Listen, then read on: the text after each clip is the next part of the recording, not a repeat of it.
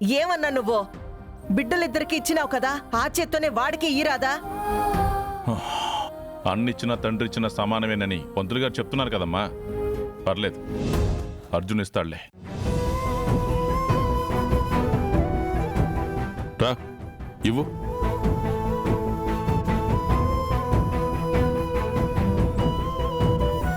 పంతులు గారు,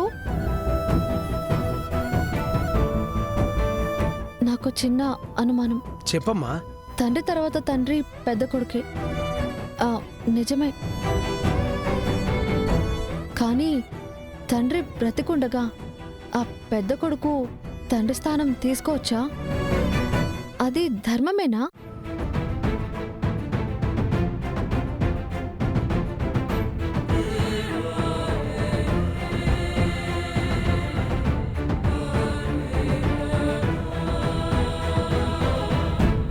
అంతే కదన్నా.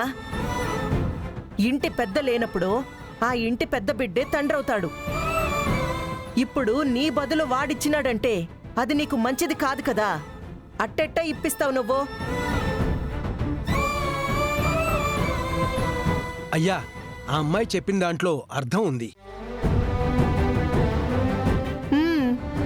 మీరు అడిగిన దానికి నేను చెప్పిన సమాధానం సబబే కావచ్చు. కానీ ఆ అమ్మాయి చెప్పినట్టు తండ్రి లేనప్పుడు మాత్రమే ఆ తండ్రి స్థానం పెద్ద కొడుక్కి వస్తుంది.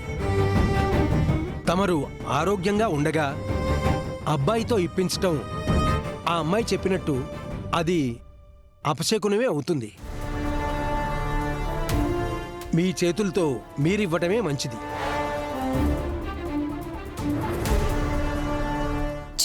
దూరం పెరుగుతుంది అనుకునే కొద్దీ ఏదో రూపంలో దగ్గరవుతూనే ఉంది. పంతులు గారు చెప్పిన మాటకి విజయ అడ్డు చెప్పకుండా ఉంటే బాగుండేది. నా చెల్లి పూర్తిగా వాడి మాయలో పడిపోతుంది. నాన్న, మీరే ఇవ్వండి.